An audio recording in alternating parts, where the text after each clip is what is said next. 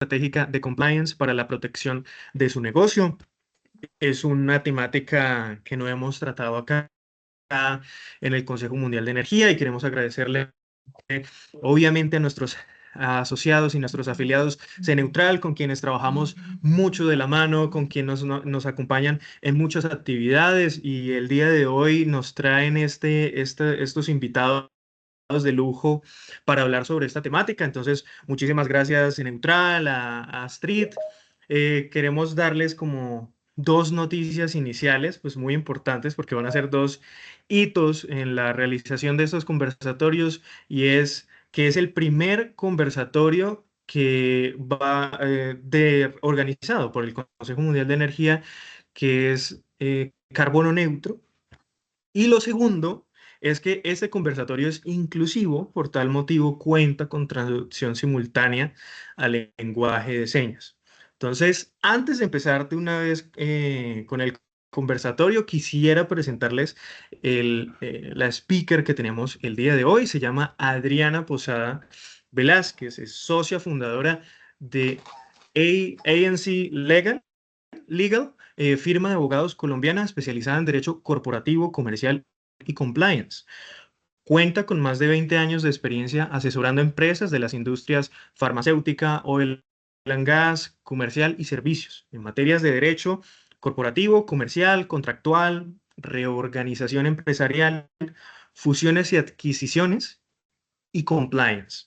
Ha liderado procesos de debida diligencia, investigaciones internas y acompañamiento en cumplimiento normativo y ético, tanto en el marco de operaciones cotidianas como en transacciones complejas. Su conocimiento profundo de las operaciones de sus clientes le permite estructurar procesos legales que se integran de manera eficiente con la actividad empresarial, asegurando su continuidad y mitigando riesgos. Abogada de la Universidad Externado de Colombia, con especialización en Derecho Contractual, diplomado en Derecho Internacional y Americano, en Dallas, Texas, y un MBA de la Universidad de Phoenix. Entonces, Adriana, muchísimas gracias por acompañarnos el día de hoy. Antes de dar inicio con tu presentación, quisiera, si nos pudieses dar de una manera muy resumida, cuál va a ser, digamos, qué es lo que las personas el día de hoy van a aprender contigo, qué es lo que nos vas a presentar para tener una idea y un marco como muy general de lo que nos espera en la siguiente hora. Bueno, muchas gracias. Hoy vamos a hablar sobre los procesos de debida diligencia y conocimiento de terceros que deben adelantar las empresas en Colombia, bien sea porque sus entidades que las supervisan, es decir, las superintendencias, las distintas que tenemos en el país, establecen a través de circulares una obligación de tener unos sistemas de gestión de riesgo de lavado de activos y financiación del terrorismo. eh, y bajo esos sistemas, dentro de muchas cosas pues, que involucran un sistema, se establece la obligación de conocer a los terceros con quienes las empresas interactuamos. Y además, es una obligación legal, lo vamos a ver ahorita por qué, no solo para las entidades supervisadas por superintendencias, sino en general para las compañías en Colombia. Entonces vamos a hacer una pequeña introducción sobre qué son estos sistemas, por qué Colombia tiene que cumplirlos, cuál es el marco normativo que tenemos, cuáles son las circulares de las que les hablo que aplican a los diferentes sectores de la economía, para luego ya aterrizar en qué es el principio de debida diligencia, cuáles son sus criterios, recordar qué pasa si no lo hacemos, qué sanciones se establecen, mirar esos lugares comunes que encontramos en las guías y en las circulares distintas que existen en el país, que al final de cuentas tienen unas cosas en común que resultan aplicando a todos, em, para luego hacer una pequeña reflexión sobre la guía de debida diligencia de la UIAF, recordar unos conceptos claves sobre qué es apetito de riesgo, perfil de riesgo, segmentación y Eh, finalmente, para eh, mirar, por ejemplo, cuáles son los errores frecuentes, los distintos tipos de debida diligencia, los componentes mínimos de una debida diligencia, cómo tomamos una decisión cuando en estos procesos identificamos hallazgos y qué debemos reportar y ante qué autoridades. Si alcanzamos, hablamos un poquito de matriz de riesgos y un ejemplo o una reflexión de si debo aplicar debida diligencia a entidades del Estado. Es una agenda larga, pero vamos a ver si lo logramos.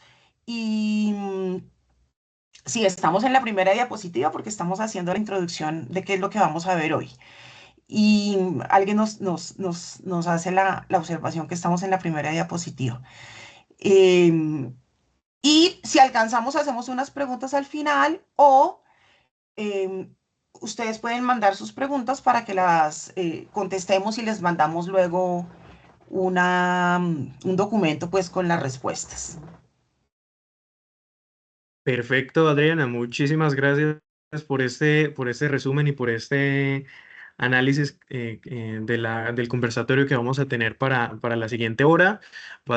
Básicamente, creo que nos quedó bastante claro y esperamos que sea de todo el provecho de todos los asistentes para hoy. Una vez, muchas gracias y ya te damos todo el control para que puedas continuar con el conversatorio. Las preguntas pueden ser, sí, al final, como dices, si nos queda algo de tiempo sería magnífico y si no, como comenta, entonces podrían enviársela directamente eh, a ella misma. Muchísimas gracias y muy buenos días para todos. Bueno, muchas gracias. Recordarles que estemos en un evento carbono neutro, en un evento inclusivo y un evento que utiliza energías renovables, como quiera que estoy transmitiendo conectada pues con energía solar. ¿Qué son los sistemas LAFT? LA por lavado de activos, FT por financiación del terrorismo, FPADM por financiamiento a la proliferación de armas de destrucción masiva. Los vamos a llamar así. De pronto vamos a dar algunos conceptos básicos porque tenemos un público muy grande y no sabemos el conocimiento que puedan tener. Entonces, para los que tienen ya más idea de esto, pues es un recorderis. Entonces vamos a abordar en esta sección y en esta webinar los sistemas de gestión de riesgo LAFT y las obligaciones que hoy tienen las empresas del sector real, en particular también, o las de energía, de oil and gas y minería, como quiera, pues que estamos en una invitación del Consejo, frente al conocimiento de terceros. Estos sistemas LAFT son marcos de prevención que buscan que las empresas identifiquen, evalúen y controlen los riesgos de lavado o los riesgos más bien derivados de ser utilizadas directa o indirectamente para actividades criminales como el lavado de activos o la financiación del terrorismo.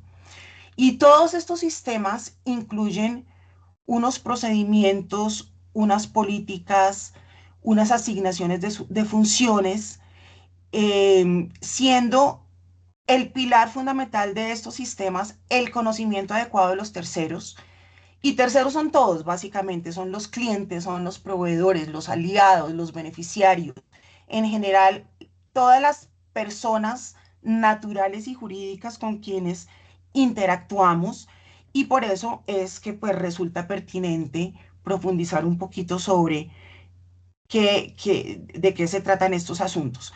¿Por qué en Colombia existen esta clase de regulaciones? Porque Colombia es parte de eh, miembro de organismos internacionales que se encargan de establecer obligaciones en general en los países para contar con mecanismos eficaces tanto en el sector financiero inicialmente y luego pues ya se desprende al sector real y por ser parte de esto adquiere unos compromisos como país eh, de adoptar estos sistemas.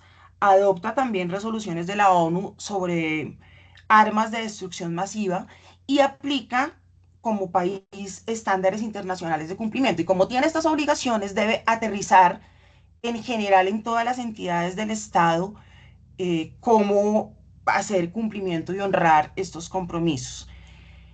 En Colombia esto no es nuevo.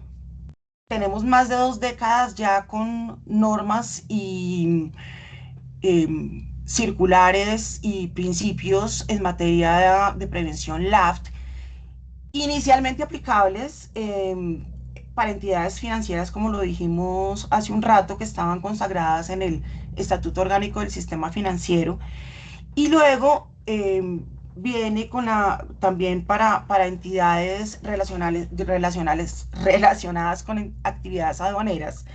Posteriormente, las distintas superintendencias han venido emitiendo circulares aplicables a los vigilados o en función de sus ingresos o de actividades comerciales.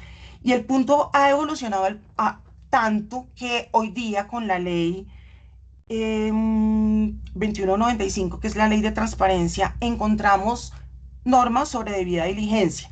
No menos importante recordar las normas sobre responsabilidad de los administradores con la ley 222 de 1995, bajo las cuales los administradores, recordemos, representante legal, miembros de junta, personal clave, tienen la obligación, entre otras cosas, de velar por el estricto cumplimiento de disposiciones legales y estatutarias, y esos administradores tienen también, bajo todos estos sistemas de gestión de riesgo, obligaciones respecto de la implementación de estos sistemas. Entonces, recordemos también que bajo el artículo 200 de la ley 222 de 1995 está la responsabilidad solidaria de los administradores por los perjuicios que causen por dolo o culpa a la sociedad y a terceros. Aquí vamos a ver de manera general pues un panorama de las distintas circulares que tenemos en Colombia.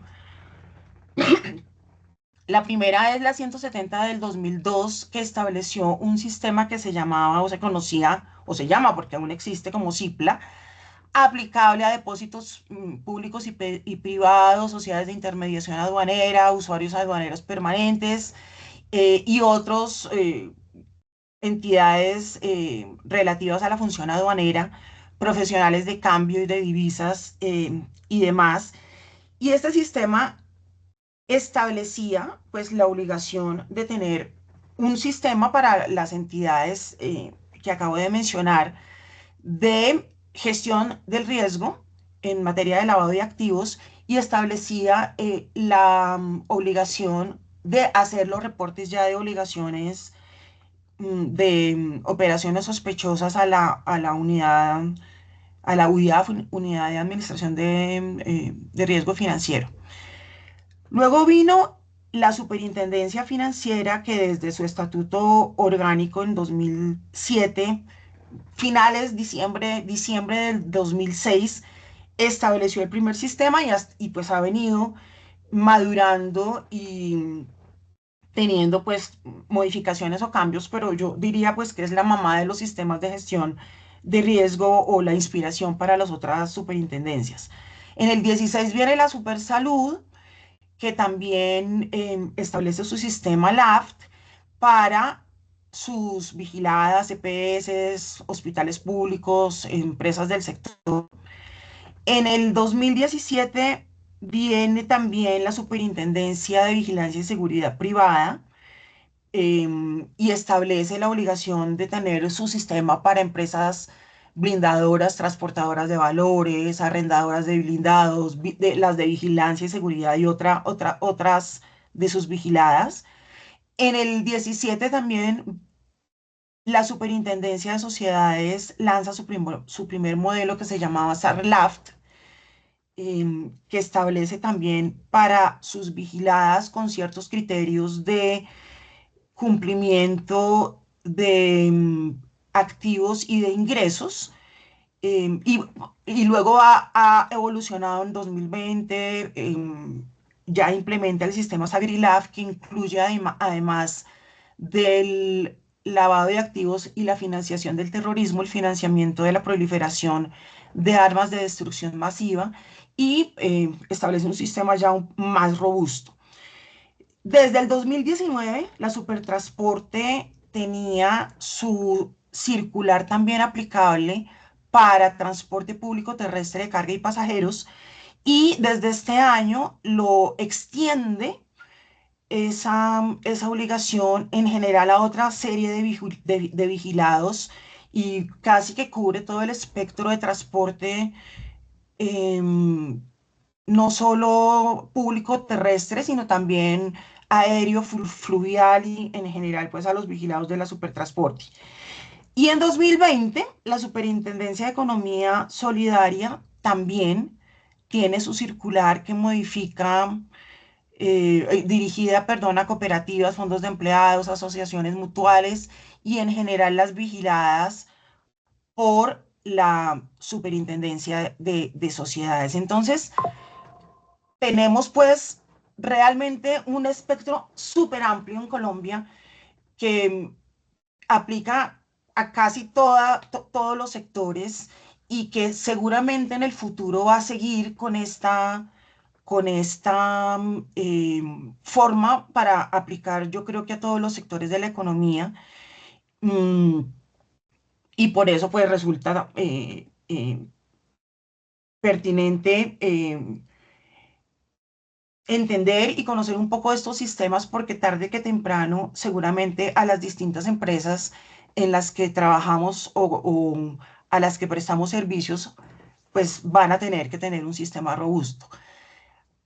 Es muy importante entender también que bajo esta ley 2195 del 2012 hay un principio de debida diligencia general que aplica a nuestro juicio de la lectura del artículo 12 a todas las entidades que son personas naturales jurídicas o estructuras sin personería jurídica o similar que tengan la obligación de implementar un sistema, dice este artículo, es decir, a todas las vigiladas que mencionamos arriba, pero también, y ahí es donde nos vamos a la segunda parte del artículo, a las que tengan la obligación de entregar información al Registro Único de Beneficiarios Finales, el RUB, que son básicamente casi todas las entidades jurídicas en Colombia.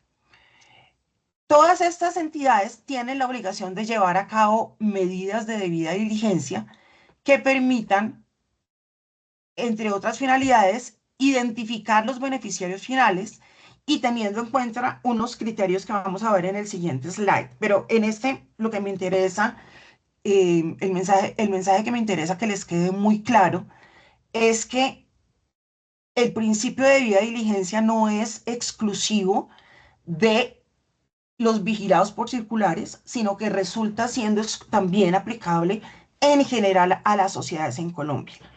Y este artículo tiene un parágrafo que es muy útil porque cuando estamos realizando los procesos de debida diligencia, nos encontramos, y seguramente muchos de ustedes que están en estos temas de compliance, con la disculpa cuando nos dicen que no nos pueden entregar información, que es información confidencial, que no la conocen. Entonces es importante recordar este parágrafo cuarto que nos dice que todas las obligaciones, las personas naturales, jurídicas, estructuras sin personería jurídica o similares, tienen la obligación de suministrar la información que les sea requerida por parte del obligado a cumplir con el presente artículo. Esta norma establece unos criterios generales del principio de debida diligencia, que lo resumimos en estos 5 slides que ustedes ven, y que es identificar al tercero con el que se celebra el negocio, identificar al beneficiario final y conocer la estructura de titularidad y control, establecer medidas razonables para identificar la información reportada, conocer el objeto del negocio jurídico y hacer una debida diligencia continua del negocio. ¿Cómo? ¿Tenemos por ahí alguien con el micrófono abierto? Por favor, lo cerramos. Muchas gracias. Es también interesante e importante recordar, porque esta es otra pregunta que a uno usualmente le hacen, y es qué pasa si yo no cumplo. Entonces, recordar que todas estas superintendencias establecen en sus sistemas, bien sea unas sanciones puntuales por el cumplimiento del sistema o remiten a las sanciones aplicables en general para sus vigilados y pueden ser, pues como vemos aquí, de estos órdenes económicos, es decir, que pueden eh, ser sanciones que pueden ser importantes porque no son por una única vez, es decir, a un mismo obligado le pueden imponer tantas sanciones cuantos incumplimientos tenga. Entonces, sí podemos tener una afectación económica sin perjuicio de otras sanciones que traen las normas como amonestaciones, pérdida de licencia, suspensión de cargos y otras consecuencias indirectas que, si bien no son una sanción directa, pues por supuesto que son graves y son pues una afectación reputacional y comercial, puede tener una descalificación en licitaciones, puede tener una pérdida de relaciones comerciales.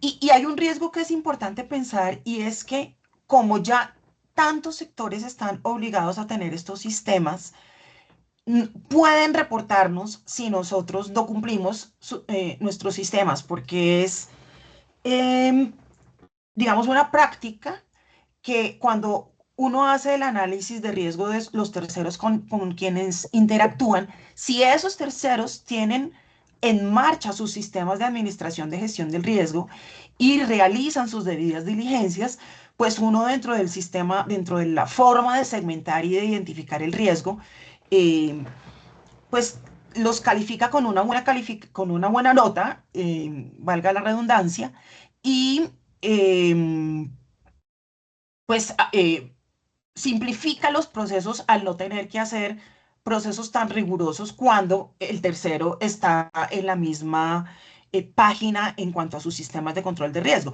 Pero si el tercero no tiene sistemas ni aplica debidas diligencias, pues nos toca hacer una debida diligencia un poco más profundizada.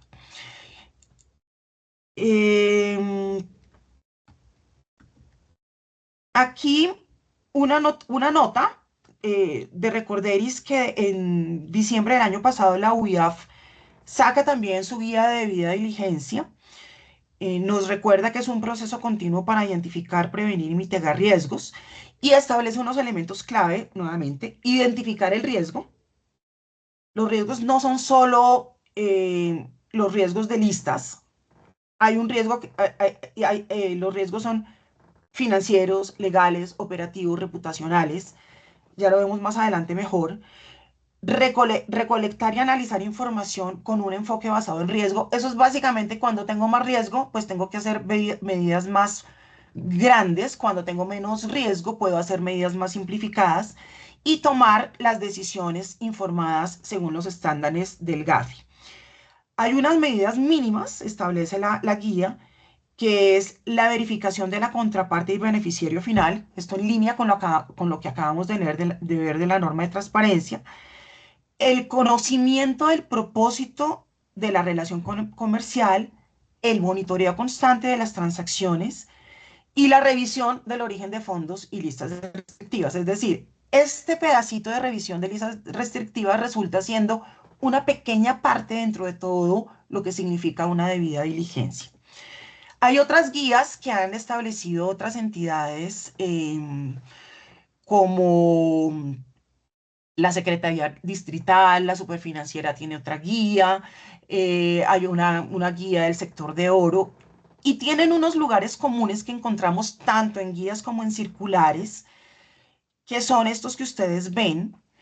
Em, Todas hablan de un enfoque basado en riesgo, que es lo que les comentaba ahora, que es que debo hacer una debida diligencia bajo el principio de proporcionalidad. Si tengo más riesgo, hago una debida diligencia intensificada. Si tengo un menor riesgo, hago o puedo hacer una debida diligencia simplificada. Hay una identificación, todas me hablan, identifique y verifique la contraparte y el beneficiario final, nombres, cédulas, documentos confiables. Todas también dicen revise antecedentes. Cuando hablamos de antecedentes no nos referimos solo a los antecedentes penales, los antecedentes también se refieren a los judiciales, disciplinarios, fiscales, sanciones administrativas, reputacionales. Entonces, es decir, no solo nos referimos a, a antecedentes penales. Todas nos hablan de segmentar el riesgo y clasificar el riesgo. Eso qué significa? Segmentar es yo tomar mis grupos de contrapartes y seleccionarlos y analizarlos de acuerdo a tipologías generales de riesgo. Por ejemplo, riesgo geográfico. Entonces, ahí es cuando tal vez ustedes han oído eh, temas como que hay ciertos estados que tienen un riesgo mayor por encontrarse en ciertos países. Aquí en Colombia tenemos ciertas áreas de la geografía colombiana donde sufrimos más riesgo o más delitos de lavado de activos y financiamiento del terrorismo, o por la clase de producto, si tengo activos virtuales, si tengo productos que manejan mucho efectivo, tengo un riesgo mayor, o cómo hago la distribución, o cómo es el perfil de cliente. Entonces, es por eso tan importante segmentar a las contrapartes para facilitar nuestros procesos de debida diligencia. Todas también me hablan de que tengo que conocer el propósito y la naturaleza de la relación, saber pues para qué estoy contratando o interactuando con el tercero y ese conocimiento, por supuesto, tiene que ser coherente con el objeto social que hace mi compañía o con el servicio que presta. Todas me hablan también de que tengo que hacer un monitoreo continuo. Ese monitoreo continuo significa que no es solo una vez que yo hago una debida diligencia y que analizo a mis terceros, sino que debo hacerlo de manera periódica. Algunas circulares dicen mínimo 1, otras dicen 2 años o antes si hay cambios. Tengo que monitorear las transacciones que realizo con mis terceros para detectar operaciones inusuales. Si tengo un tercero que usualmente me compra unos límites o unos cantidades estándar de producto y de repente me compra una cantidad exagerada, eh, y por supuesto, ir monitoreando porque pues las listas restrictivas son dinámicas y pues si encuentro un reporte en alguna lista restrictiva, pues debo tener alguna acción. Todas estas circulares y guías también hablan de las señales de alerta. Entonces, debemos tener claro cuándo hay una banderita roja, cuándo hay un uso inusual de efectivo, cuándo estoy haciendo un contrato que no guarda relación con el perfil económico de mi contraparte, cuando mi contraparte está teniendo unos cambios en su estructura societaria que son extraños o que no me permiten conocer cómo es pues su estructura hasta llegar a su beneficiario final, o cuando me aparecen personas expuestas políticamente, conocidos como PEPs, que no me los declaran y yo los voy encontrando en mi análisis o en mi diligencia. Todas las circulares establecen la obligación de reportar a la UIAF, la Financiera, Salud, Transporte, Minería, Economía Solidaria, la de Vigilancia. No hay obligación de reporte a UIAF en este principio de debida diligencia del que les hablé inicialmente, bajo el cual aplican a todas las sociedades que tengan la obligación de reportar su beneficiario final. Todas también tienen la obligación de conservar y documentar la información em, y la evidencia de todos los pasos del proceso. Por eso es tan importante pues contar con un sistema un repositorio que nos permita em, que nos permita archivar toda la documentación y conservarla. Y además todas también tienen un gobierno corporativo y unos roles, y aquí volvemos al tema de obligación del representante legal, de los miembros de junta y de las personas clave en todo el sistema. Además, por supuesto, incorporan tecnología y autenticación. Eh, Hay un concepto que es muy común en compliance, que seguramente ustedes lo han oído hablar, y es el apetito de riesgo, tolerancia y gestión basada en perfil de riesgo. El apetito de riesgo es el nivel de riesgo que mi organización está dispuesto a aceptar de forma consciente para alcanzar los objetivos estratégicos y sin poner en riesgo la sostenibilidad ni la reputación. Este nivel de riesgo no se lo inventa el oficial de cumplimiento, sino que tiene que ser definido por la alta dirección. Es decir, la compañía y sus administradores deben hacer un análisis y entender y establecer por qué sí o por qué no voy a asumir tal o cual riesgo, cómo lo voy a manejar en mis políticas y cómo lo voy a segmentar. ¿Cómo voy a aplicar controles? Entonces ahí ustedes pues verán en sus distintas organizaciones cuando para lograr mis objetivos estratégicos tengo un apetito mayor o menor al riesgo. Nuevamente, ¿cuál es el riesgo aceptable según el modelo de mi negocio?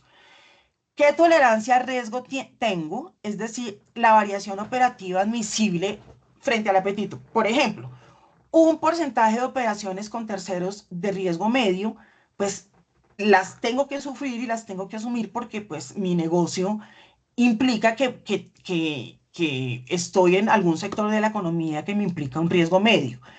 Eh, y cómo pues me expongo a ese riesgo, que es el grado, nuevamente, que la empresa eh, tiene para, según sus factores internos o externos, exponerse a ese riesgo, todo lo cual se materializa en un concepto que no vamos a profundizar hoy, que es pues la matriz de riesgo.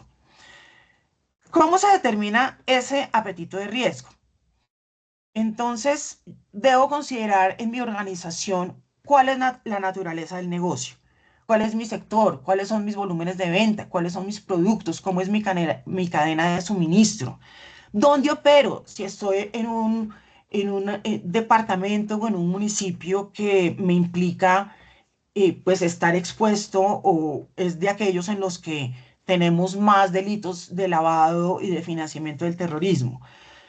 ¿Qué tipos de tercero tengo? Si tengo clientes masivos, si tengo proveedores internacionales, si tengo contratistas de alta rotación, si presto un servicio público, ¿cómo hago? Porque pues mi debida diligencia, ¿cómo matizo el hecho de que tengo que prestar un servicio público y por supuesto pues no puedo negar el servicio público?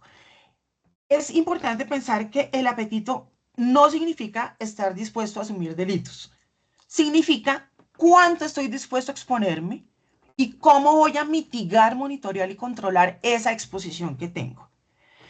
Eh, Creo que en el sector de minería, pues tenemos estas necesidades de tener un apetito de riesgo medio porque tenemos ubicación en zonas rurales de difícil acceso, tenemos productos pues que por su naturaleza pueden implicar un riesgo eh, pero es propio de la organización, entonces eh, pues por supuesto tengo que definir y decidir y controlar cómo voy a operar. ¿Para qué nos sirve definir este apetito de riesgo? Esto orienta la política de aceptación de terceros. Entonces, ahí tengo que tener claro si tengo clientes masivos, cómo lo trato, cómo es esa política para vender en el supermercado a todos los que me llegan, cómo es esa política en el sector financiero para em, pues que un cajero me despache dinero en general a quien tenga una tarjeta de otros operadores. Esto me permite definir además criterios de segmentación y clasificación, establecer umbrales de intervención y de control, es decir, operaciones hasta de tanto dinero les hago una debida diligencia simplificada. Si ya son más grandes, hago una debida diligencia más profunda. Puedo priorizar los recursos porque no puedo investigar a todos por igual, porque todos sufrimos en nuestras compañías eh, que tenemos montones de transacciones y de interacciones, que tenemos pocos recursos y por lo tanto tengo que hacer una segmentación muy inteligente para poder hacer mi debida diligencia en debida forma. Y por supuesto, pues esto va a demostrar coherencia y gestión proactiva en los casos en que las superintendencias nos vengan a vigilar. Las superintendencias sí visitan, sí revisan y sí sancionan. Entonces es importante, por supuesto, tener un sistema que nos permita comprobar que hacemos todo esto. ¿Cómo documento todo esto? Tengo que tener un documento de política de riesgos que esté articulado con mi matriz y debo evitar, por ejemplo, declarar que mi apetito de riesgo es cero. O sea, decir cero significa que yo no tomo ningún riesgo, pero si mi empresa implica que yo me relaciono con terceros de zonas de conflicto, que yo me relaciono con proveedores masivos, es difícil decir que mi apetito es cero. Debo estar revisando periódicamente ese apetito de riesgo porque el modelo de negocio cambia, porque los directivos cambian, porque las beneficiarios finales de mi propia compañía cambian. Entonces, es fundamental que estemos siempre eh, eh, revisando periódicamente pues estas decisiones que tomamos de cómo vamos a hacer esto. Entonces, aterrizamos ya a qué es una debida diligencia y cómo lo implementamos de manera práctica. La debida diligencia es el conjunto de acciones que debe adelantar una empresa para identificar, conocer y evaluar los riesgos asociados a las personas con las que se relaciona. Todas las personas con las que se relaciona, clientes, proveedores, socios, empleados, inversionistas y en general terceros. Aquí hago una reflexión y es, no necesariamente mi relación implica siempre una transacción económica visible. Entonces, cuando hago el análisis de cómo segmento, por supuesto que es un factor determinante, pero a veces las estructuras societarias o las estructuras contractuales nos permiten hacer pues unos negocios bajo los cuales no necesariamente yo estoy entregando dinero o estoy recibiendo dinero, pero sí estoy recibiendo otra serie de bienes, cosas o beneficios. Entonces, no es exacto decir que solo me aplica si tengo terceros con quienes tengo transacciones económicas. ¿Qué me permite hacer una debida diligencia? Conocer quién es mi contraparte. Tengo que saber realmente quién es mi contraparte, cuál es su actividad real y su entorno, quiénes están detrás de mi contraparte, quiénes son sus beneficiarios finales. Eh, Recordando como beneficiario final la persona natural que tiene el 5% o más de la participación accionaria o del control de una compañía. Y si no la identifico, pues las normas del estatuto tributario pues nos dicen o a quién se designa como beneficiario final. Si ese tercero tiene antecedentes o características que generen señales de alerta, y si la relación que tengo con ese tercero está alineado con el apetito del riesgo que dije que iba a tener.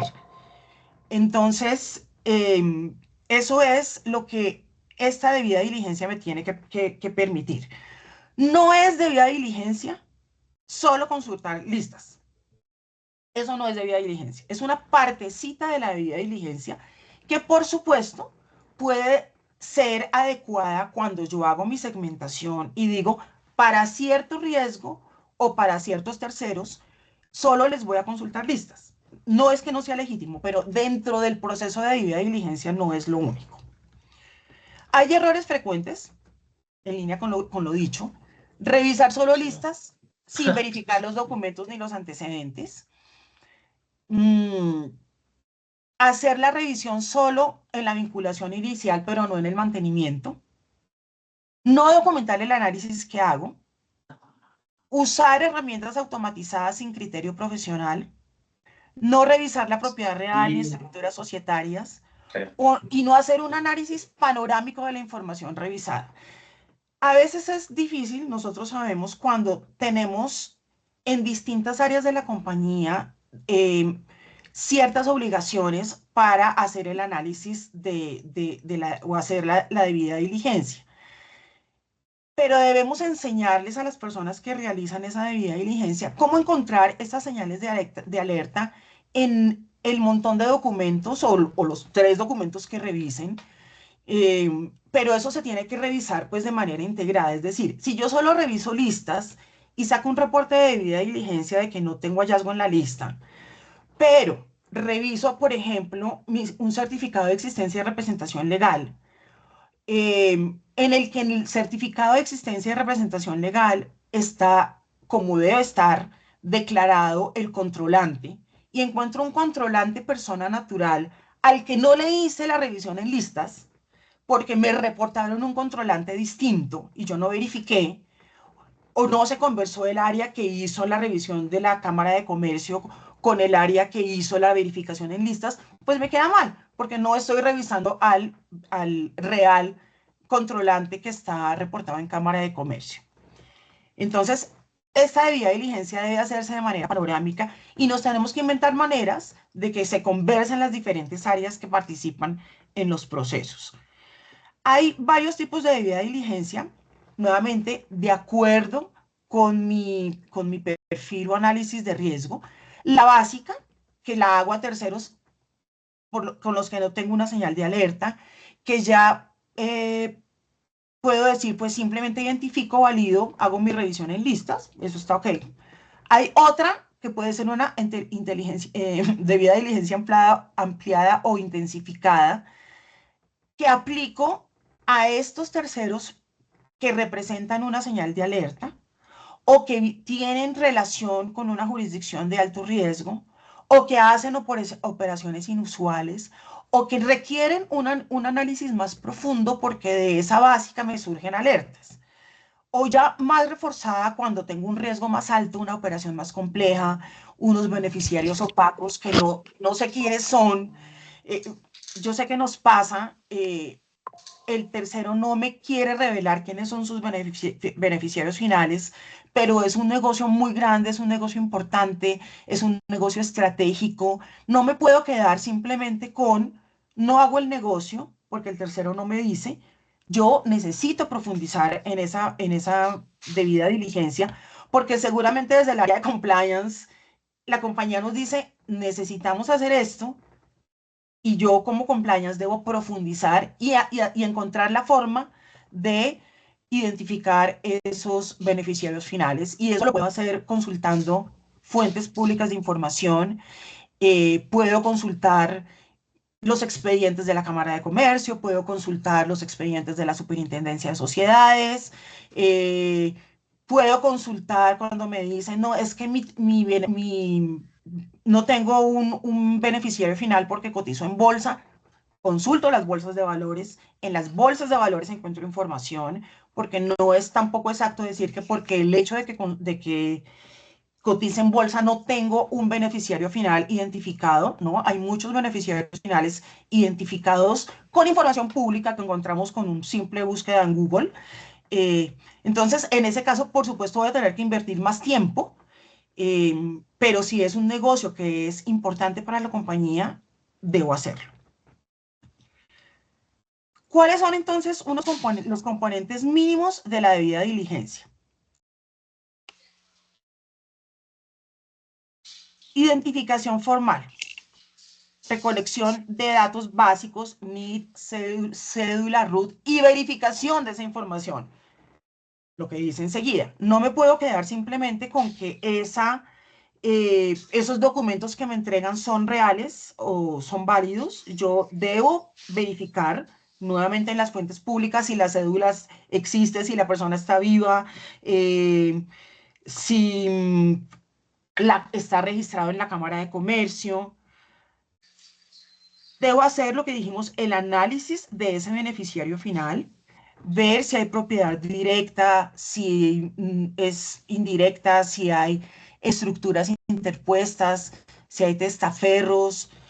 Eh, a veces uno sabe, uno tiene información como compliance, y esa información la debe traer y la debe documentar y la debe tener clara, porque el lugar común es la consulta de listas restrictivas, pero aquí hay una reflexión que es válida, y es que uno no aparece en listas, sino cuando ya ha tenido unas conductas que puedan ser cuestionables. Es decir, la consulta en listas de ninguna manera significa que la persona con la que estoy interactuando no me implique un riesgo, que esa interrelación no implique un riesgo. Por eso vale la pena la revisión reputacional, porque a veces, pues, como dice el dicho, cuando el río suena, entonces uno empieza a ver ciertos terceros que empiezan a tener ciertos comportamientos que no son consecuentes con la actividad económica que hacen. Y uno como compliance y como tercero o como miembro del equipo que está involucrado en las actividades de debida diligencia, pues uno debe hacer caso a esas cosas que uno conoce por la interacción que tiene con sus terceros. Entonces, simplemente no me puedo quedar con que ese tercero no consulta listas cuando yo realizo un análisis de sus estados financieros y en sus estados financieros no son consecuentes con el carro que están comprando. No son consecuentes de ninguna manera. Entonces, es por eso importante no quedarme solo con las listas y creo que soy incisiva un poco con eso y debo también hacer esta revisión reputacional, este contexto y jurisdicción, pensar en dónde opera, en qué sectores, la evaluación de las señales de alerta, aplicar esos criterios de que esto no es inusual, de que esto es inusual, perdón, de que por qué no me entregan la información si es una información que si necesita le firmo un documento de confidencialidad. Por supuesto, robustezco a mis equipos de compliance en los temas de confidencialidad, segmento mi riesgo, eh, y hago pues la documentación y la trazabilidad. Nosotros insistimos en la importancia de la debida diligencia financiera en el proceso de conocimiento del cliente. ¿Por qué pide uno en estos procesos, muéstrame sus declaraciones de renta, muéstrame sus estados financieros? Porque el estado financiero me da una cantidad de información no solo relativa a la capacidad económica de la empresa para hacer el negocio y cumplirme o pagarme, sino me da mucha información en materia de gestión de riesgo de lavado de activos. Ahí yo veo por qué se dio un incremento muy grande en ingresos de un periodo al otro. Ahí veo con qué terceros o vinculados en el mundo se están haciendo relaciones. Ahí veo si esas jurisdicciones con esos terceros son de alto riesgo. Ahí, por supuesto, reviso lo que haya dicho el revisor fiscal respecto del cumplimiento para las entidades que tienen la obligación de tener el revisor fiscal del cumplimiento de su sistema de gestión de riesgo, de sus AgriLab o de sus ARLAF. Me da muchísima información. Entonces, la revisión de la financiera es muy importante y me toma 2 minutos y puede estar en mi debida diligencia simplificada, porque simplemente pues, se hace el análisis comparativo de, por ejemplo, de ingresos. Sé, por ejemplo, si se reciben dividendos, de dónde se reciben esos dividendos. Entonces, es bien importante hacer esa debida diligencia financiera que no está muy común en la literatura ni está tan profundizada ni siquiera en las circulares, pero nos da mucha información importante que nos puede servir y que es muy útil. Ahora, ¿qué pasa entonces si yo en mi debida diligencia encuentro un hallazgo? No vamos hoy pues a profundizar en los distintos clases de hallazgos que puedo tener, que pueden ser simplemente desde que tengo un tercero que tiene o tuvo una condena por delitos relacionados o delitos fuente por lavado de activos, o que ese tercero tiene una condena actualmente eh, por estos asuntos. Entonces, el hallazgo que sea que detecté, porque mi proceso me revela antecedentes o alertas, yo lo tengo que evaluar. Es decir, eh, no significa simplemente, tengo el hallazgo, ok, ¿qué hago con ese hallazgo? Miro si de cara a ese hallazgo, cuando yo le aplico los controles, cómo ese hallazgo me impacta y cómo es material o no material para la interacción que tengo que hacer. Entonces, tengo que hacer esa evaluación. Si de ese hallazgo y de esa evaluación resulta que tengo que aplicar una debida diligencia intensificada, eh, pues debo entonces correr la debida diligencia intensificada que implica que hay un mayor nivel de verificación y de controles.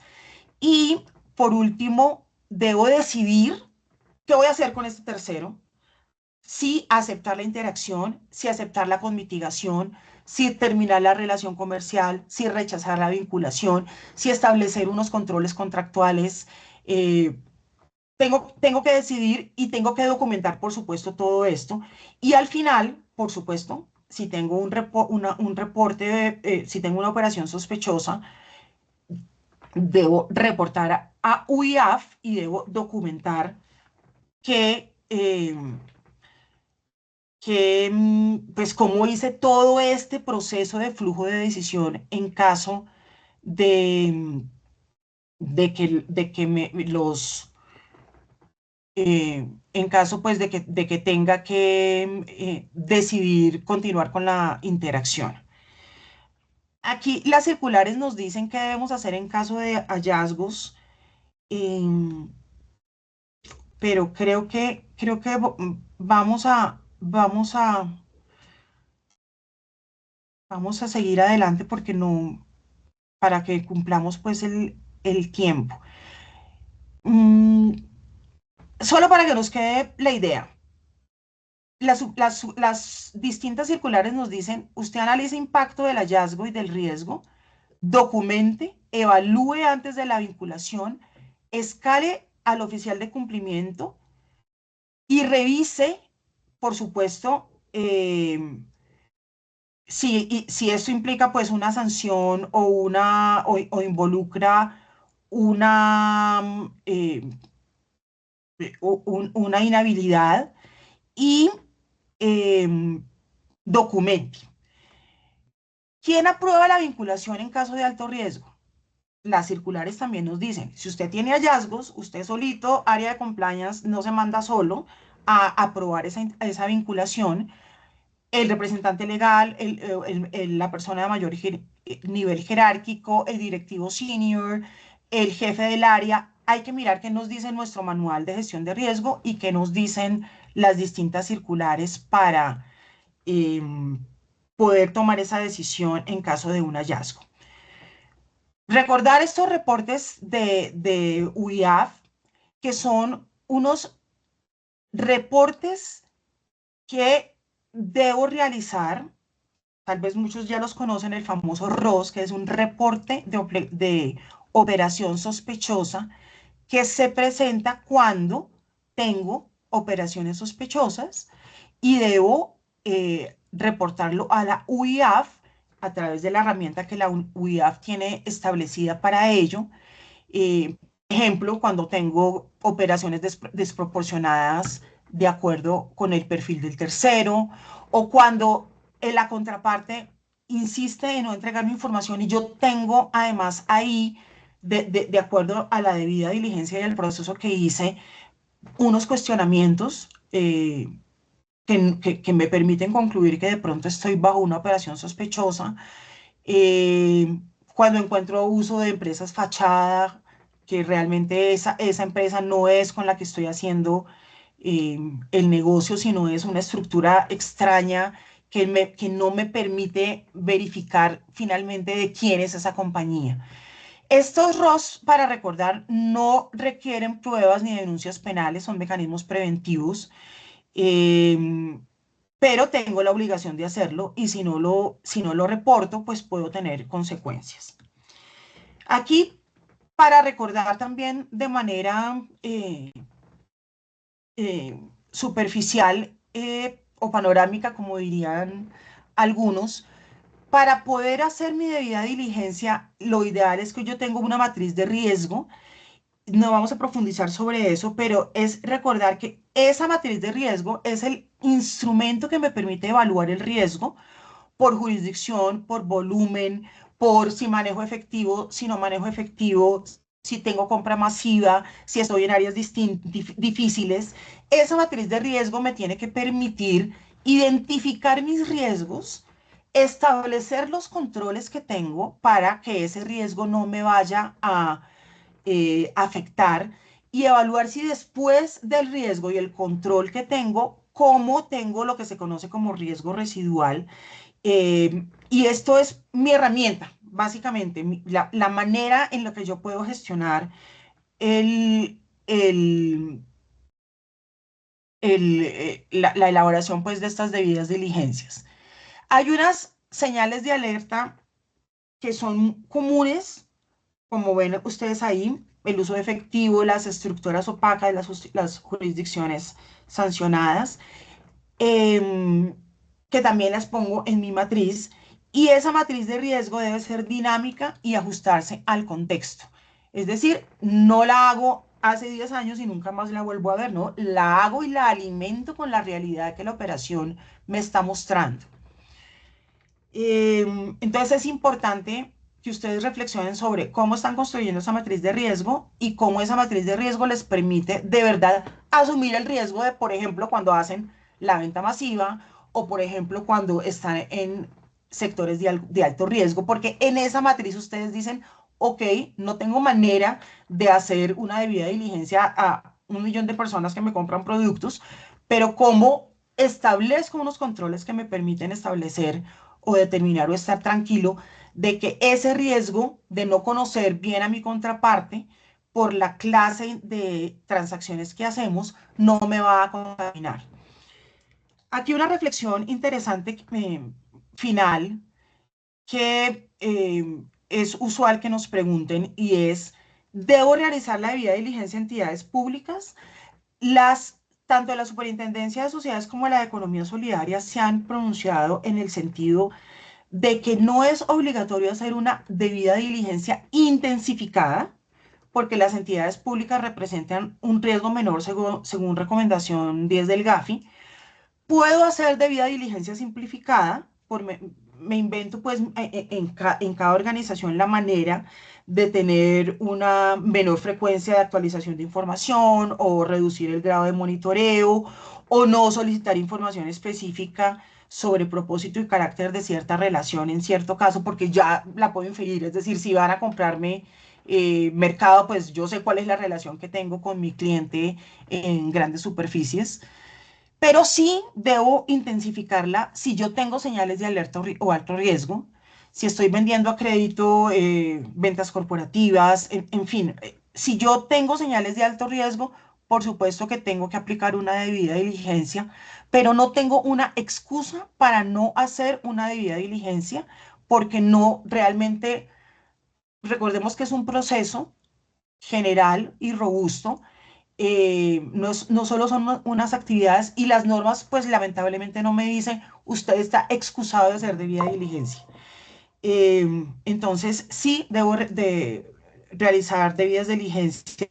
Aquí eh, les hablé un poco también de las debidas diligencias masivas, pero a la pregunta de a entidades públicas, sí la debo hacer, pero la puedo hacer simplificada. Como reflexión final, la debida diligencia debe mantenerse en el tiempo. Aplica, casi que a todos nos aplica ya, por el principio este de vida diligencia consagrado en la 2195. Em, Al final no se trata de cumplir con una norma, esa es la reflexión, sino de evitar que nuestra empresa esté expuesta a relaciones peligrosas o a eventos que puedan generarle consecuencias legales o reputacionales. Las empresas en las que trabajamos, por supuesto que nos representan. Nosotros estamos acostumbrados a manejar el riesgo porque estamos en un país también pues que ha sufrido este flagelo, pero nos interesa a cada uno que nuestras organizaciones estén limpias, que estemos tranquilos y seguros que nuestra organización hace lo que tiene que hacer para que pueda seguir operando, para que mantenga su reputación y para que nosotros conservemos nuestros trabajos. Entonces, es una invitación que hacemos a que fortalezcamos y mejoremos nuestros procesos de debida diligencia y los hagamos de tal forma que nos permitan, en serio, pues hacer una gestión efectiva y real de riesgo. Eran muchas cosas por decir en mucho tiempo, pero les agradezco enormemente. Matías, ¿qué nos cuentas ya pues para terminar? Muchas gracias. No supe cuántos estuvimos, pero gracias por su asistencia. Como saben, en AIC Legal pues estamos atentos a lo que ustedes necesiten de nosotros y apoyarlos en sus procesos. Mil gracias. Qué rico haber estado en este rato con todos ustedes.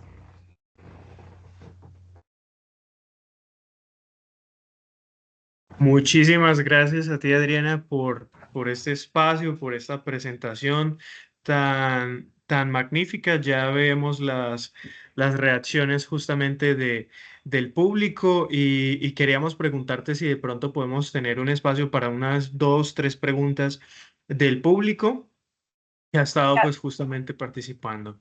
Eh, Tengo acá una pregunta de Alejandra Perdomo que dice, este análisis del apetito del riesgo y la política de riesgo se sugiere documentar en el acta de junta directiva y o asamblea general o dentro de los manuales respectivos. Recordemos que para las vigiladas, los sistemas deben ser aprobados por el máximo órgano, que es la Asamblea de Accionistas o la Junta, dependiendo de lo que tiene. Y ese manual, por supuesto que sí debería o remitir a cuál es el apetito de riesgo que tiene la compañía y debe estar, por supuesto que documentado. Eh, y como dijimos que esto es una decisión de la alta dirección, ideal sí debe constar en un documento en el que se documente, pues, por valga la redundancia, la toma de esta decisión, porque es la guía bajo la cual el área de compliance y en general la gestión del compliance en la compañía se va a hacer. Entonces sí, es recomendable que esté documentado y que esté aprobado. Perfecto, muchísimas gracias. Tenemos una pregunta más que dice, ¿los sistemas que se ilustran en las circulares pueden operar de manera simultánea en una empresa? Por ejemplo, una empresa debe tener implementado el SIP LA y el SAC RI LAFT. Sí, mira que el primer sistema que nació en Colombia realmente fue el de la 170 en el 2002 de la DIAN. Y cuando nació el primer SARLAB de la Superintendencia de Sociedades, la DIAN hizo fiestas porque evidenció que muchas compañías que empezaron a implementar SARLAB, pero no estaban haciendo sus reportes de obligaciones sospechosas bajo la norma del 170. Entonces sí pueden convivir varios sistemas eh, si uno pues tiene además vigilancias de distintas entidades, tiene estructuras societarias que tienen varias compañías. Lo bueno es que si ustedes vieron al inicio que hicimos este análisis de lo que está en común, de lo que es lugar común en todas, es que casi tienen lugares comunes. Solo hay algunas que tienen alguna cosita que no tiene la otra. Por ejemplo, la 170 dice, hay que presentar reportes mensuales al representante legal por parte del oficial de cumplimiento. Eso no lo tenemos en el SAGRILAFT. Entonces, ahí hay que identificar esas cositas que no están cubiertas en la otra e irnos, por supuesto, por lo más restrictivo, de manera que se cumplan todos los sistemas. Perfecto, Adriana. Con eso tenemos las preguntas para el conversatorio. De verdad, muchas gracias a ti y a AIC Legal por este espacio, por esta presentación tan enriquecedora. Fue todo el gusto de los invitados. Muchas gracias también a CNeutral por invitarlos, por también pues permitir este espacio, por tener pues este conversatorio carbono neutro y también con el primer conversatorio inclusivo que tenemos. Muy, muy, muy buena la temática, primera vez que la tenemos por acá, entonces nos encantaría obviamente tenerte en el futuro en alguna otra presentación, Adriana. Y bueno, muchísimas gracias nuevamente a todos los asistentes por acompañarnos el día de hoy. Espero que tengan un resto de día muy bueno y bueno, pues hasta un próximo conversatorio. Muy buenos días.